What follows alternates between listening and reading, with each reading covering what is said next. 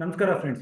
ಇವತ್ತಿನ ದಿನ 5th July ಶುಕ್ರವಾರ ಸೆನ್ಸೆಕ್ಸ್ ಎಕ್ಸ್ಪೈರಿನಲ್ಲಿ ನಮ್ಮ Indian market starting of the day gap down ಕೊಟ್ಟಿತ್ತು. ಅದೇ ಕೊನೆ 30 ಮಿನಿಟ್ಸ್ ಅಲ್ಲಿ ಅದ್ಭುತವಾಗಿ ರಿಕವರಿ ಕಾಣ್ತು. ನೀವೆಲ್ಲ ಅನ್ಕೊಂಡಿರ್ಬೋದು ಈ ರೀತಿ ರಿಕವರಿ ಬರೋಕೆ ಏನು ಕಾರಣ ಅಂತ.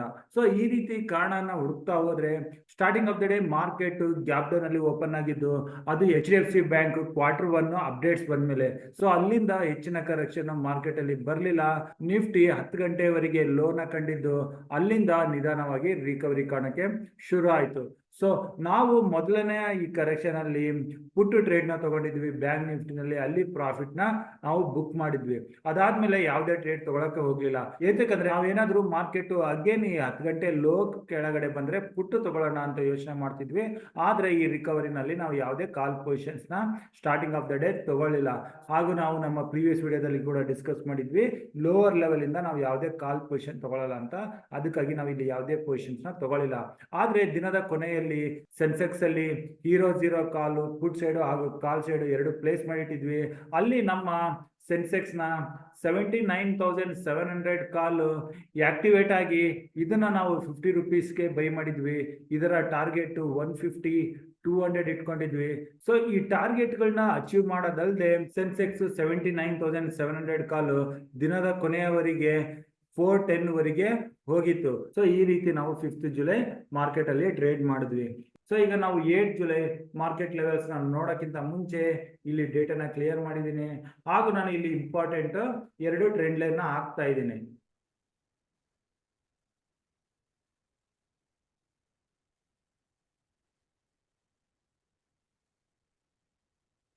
ಇಲ್ಲಿ ನಾವು ಒಂದು ವೆಡ್ಜಸ್ ಕೈಂಡ್ ಆಫ್ ಫಾರ್ಮೇಶನ್ ನೋಡಿದೀವಿ ನಿಫ್ಟಿನಲ್ಲಿ. ಜುಲೈ ಸೀರೀಸ್ ಶುರು ಆದಾಗ್ಲಿಂದ ಮಾರ್ಕೆಟ್ ಅಲ್ಲಿ ಈ ರೀತಿ ಟ್ರೆಂಡ್ ಹೋಗ್ತಾ ಇದೆ.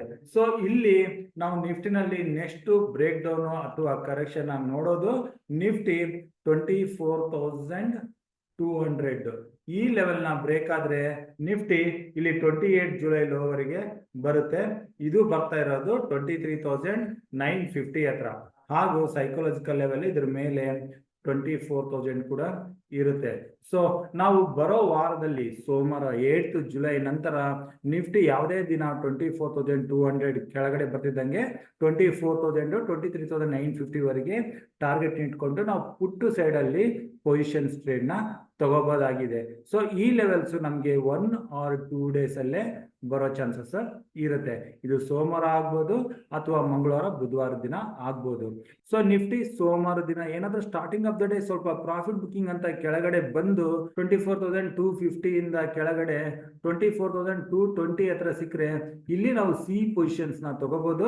ಕೆಳಗಡೆ 24,200 ಅದ್ರ ಕೆಳಗಡೆ ಅನದರ್ 10 ಪಾಯಿಂಟ್ಸ್ ಮೈನಸ್ ಮಾಡಿ 24,190 ಅಥವಾ 180 ಹತ್ರ ಸ್ಟಾಪ್ ಲಾಸ್ ನ ಇಟ್ಕೋಬಹುದು. ಇಲ್ಲಿಂದ ಬರೋ ರಿಕವರಿ ನಿಫ್ಟಿನ ಮೇಲೆ 24,450 ಇಂದ 500 ಲೆವೆಲ್ ವರೆಗೂ ತಗೊಂಡು ಹೋಗೋ ಚಾನ್ಸಸ್ ಇರುತ್ತೆ. ಈ ರೀತಿ ಏನಾದ್ರೂ Nifty starting of the day ಕೆಳಗಡೆ ಬಂದ್ರೆ ಇಲ್ಲಿ ಕಾಲ್ ಪೊಸಿಷನ್ಸ್ ತಗೋಬಹುದು. ಇಲ್ಲಿ ಸ್ಟಾಪ್ ಲಾಸ್ ಹಿಟ್ ಆಗಿ ನಿಫ್ಟಿ ಏನಾದ್ರೂ 24,200 ಕೆಳಗಡೆ ಹೋದ್ರೆ ಅಲ್ಲಿ ಪುಟ್ ಪೊಸಿಷನ್ಸ್ ನ ತಗೋಬಹುದು.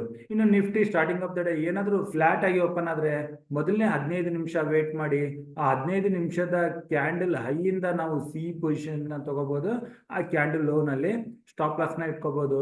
ಇಲ್ಲಿಂದ ಬರೋ ಅಪ್ ಮೂವಲ್ ಕೂಡ 24,450 ಇಂದ 500 ಲೆವೆಲ್ ಟಾರ್ಗೆಟ್ ಆಗಿರುತ್ತೆ. 24,450 ಬರ್ತಿದ್ದಂಗೆ ಇಲ್ಲಿ ನಾವು ಪ್ರಾಫಿಟ್ ಬುಕ್ ನ ಮಾಡ್ಕೋಬಹುದು.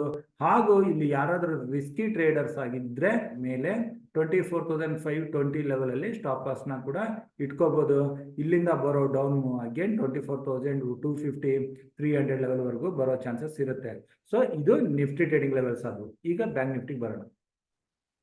ನಾವು ಬ್ಯಾಂಕ್ ನಿಫ್ಟಿ ಹೋಗೋಕ್ಕಿಂತ ಮುಂಚೆ ನಾನು ಇನ್ನೊಂದು ಇಂಪಾರ್ಟೆಂಟ್ ಪಾಯಿಂಟ್ ಇಲ್ಲಿ ಮಿಸ್ ಮಾಡಿದೆ. ಕೊನೆಯ ಈ ಅವರ್ ಅಲ್ಲಿ ಬಂದ ರಿಕವರಿ ಕಾರಣ ಏನು ಅಂತ ಹುಡ್ಕೋದಾದ್ರೆ ಇಂಪಾರ್ಟೆಂಟ್ ಆಗಿ ಇಲ್ಲಿ ರಿಕವರಿ ಬರೋಕೆ ಕಾರಣ ಶಾರ್ಟ್ ಕವರಿಂಗ್. ಆ ಶಾರ್ಟ್ ಕವರಿಂಗ್ ಮೇನ್ ಆಗಿ ಬಂದಿದ್ದು ರಿಲಯನ್ಸ್ ಅಲ್ಲಿ. ಇಲ್ಲಿ ನೀವು ನೋಡಬಹುದು ರಿಲಯನ್ಸ್ ಅಲ್ಲಿ ಆಫ್ಟರ್ 3 PM 3 ಗಂಟೆ ನಂತರ ಬಂದ ರಿಕವರಿ ಹಾಗೂ IT ಇಂಡೆಕ್ಸ್ ಅಲ್ಲಿ ಕೂಡ ಬಂದ ರಿಕವರಿ ಮಾರ್ಕೆಟ್ ನ ದಿನದ ಹೈಯಲ್ಲಿ ತಗೊಂಡು ಹೋಗಿತ್ತು. ಇದನ್ನ ನೋಡ್ತಾ ಇದ್ರೆ ಸದ್ಯಕ್ಕೆ ನಿಫ್ಟಿನಲ್ಲಿ ಪಾಸಿಟಿವ್ ಸೆಂಟಿಮೆಂಟ್ ಕಾಣಿಸ್ತಾ ಇದೆ.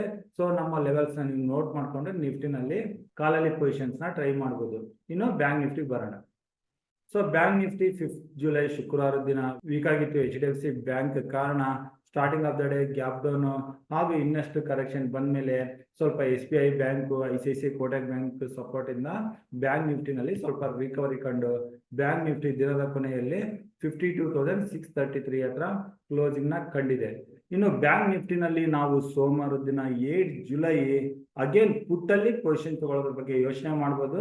ಬ್ಯಾಂಕ್ ನಿಫ್ಟಿ ಯಾವಾಗ 52,480 ಕೆಳಗಡೆ ಟ್ರೇಡ್ ಮಾಡೋಕೆ ಶುರು ಆದ್ರೆ ಇಲ್ಲಿ ಪುಟ್ ಪೊಸಿಷನ್ಸ್ ನ ತಗೊಂಡ್ರೆ ಮೇಲೆ 52,600 ಅಥವಾ 633 ಈ ಲೆವೆಲ್ ಅಲ್ಲೇ ನಾವು ಸ್ಟಾಪ್ ಲಾಸ್ ನ ಇಟ್ಕೋಬಹುದಾಗಿದೆ.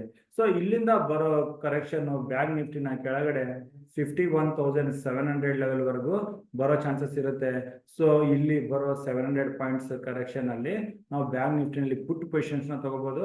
ಆದ್ರೆ ಮಧ್ಯದಲ್ಲಿ 52,000 ಹತ್ರ ಸೈಕಲಾಜಿಕಲ್ ಸಪೋರ್ಟ್ ಇರುತ್ತೆ. ಸೊ ಈ ಲೆವೆಲ್ ಅಲ್ಲಿ ಬಂದು ಸ್ವಲ್ಪ ಹಾಲ್ಟ್ ಮಾಡಿ ಬ್ಯಾಂಕ್ ನಿಫ್ಟಿನಲ್ಲಿ ಹೆಚ್ಚಿನ ಕರೆಕ್ಷನ್ 51,700 ವರೆಗೆ ಬರೋ ಚಾನ್ಸಸ್ ಇರುತ್ತೆ. ಇನ್ನು ಹೆಚ್ಚಿನ ಕರೆಕ್ಷನ್ ಬರೋಂಗಿದ್ರೆ ಅದನ್ನ ನಾವು ನಮ್ಮ ಟುಡೇಸ್ ಇನ್ವೆಸ್ಟ್ಮೆಂಟ್ ಟೆಲಿಗ್ರಾಮ್ ಗ್ರೂಪ್ ಅಲ್ಲಿ ಅಪ್ಡೇಟ್ ಮಾಡ್ತೀವಿ. ಇನ್ನು ಬ್ಯಾಂಕ್ ನಿಫ್ಟಿನಲ್ಲಿ starting of the day bank Nifty ಏನಾದರೂ ಅಪ್ ಮೂವ್ ಕೊಟ್ಟರೆ ಕೂಡ ನಾವು ಇಲ್ಲಿ ಯಾವುದೇ ಕಾಲ್ ಪೊಸಿಷನ್ಸ್ ತಗೊಳ್ಳಲ್ಲ. ಕಾಲ್ ಪೊಸಿಷನ್ಸ್ ಏನಿದ್ರು ನಾವು ನಿಫ್ಟಿನಲ್ಲಿ ಮಾತ್ರನೇ ತಗೊಳ್ಳೋದು. ಅದೇ ಬ್ಯಾಂಕ್ ನಿಫ್ಟಿ ಮೇಲೆ ಬಂದು 53,000 ಹತ್ರ ರೆಸಿಸ್ಟೆನ್ಸ್ ನ ಕಂಡು ಇಲ್ಲಿಂದ ಕರೆಕ್ಷನ್ ಕಾಣೋಕೆ ಶುರು ಆದ್ರೆ ಇಲ್ಲಿ ಏನಾದರೂ ಬಿಯರಿಶ್ ರೆಡ್ ಕ್ಯಾಂಡಲ್ ಆದ್ರೆ ಅದನ್ನ ಕನ್ಸಿಡರ್ ಮಾಡಿ ಇಲ್ಲಿ ಪುಟ್ ಪೊಸಿಷನ್ಸ್ ನ ಟ್ರೈ ಮಾಡ್ಬೋದು. ಇಲ್ಲಿಂದ ಬರೋ ಡೌನ್ ಅಗೇನ್ ಕೆಳಗಡೆ 52,500 ಆಗಿ ಇನ್ನೂ ಕೆಳಗಡೆ ಹೋಗೋ ಚಾನ್ಸಸ್ ಇರುತ್ತೆ.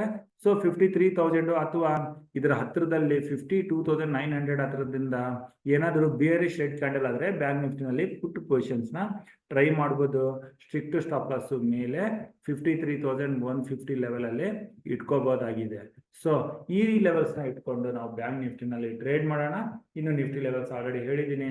ಇನ್ನು ಸೋಮವಾರ ವೀಕ್ಲಿ ಎಕ್ಸ್ಪೈರಿ ಇರುತ್ತೆ. ಮಿಡ್ ಕ್ಯಾಪ್ ಸೆಲೆಕ್ಟ್ ನಿಫ್ಟಿದು ಅದ್ರ ಜೊತೆಗೆ ಬ್ಯಾಂಕ್ ಎಕ್ಸ್ ಕೂಡ ವೀಕ್ಲಿ ಎಕ್ಸ್ಪೈರಿ ಇರುತ್ತೆ.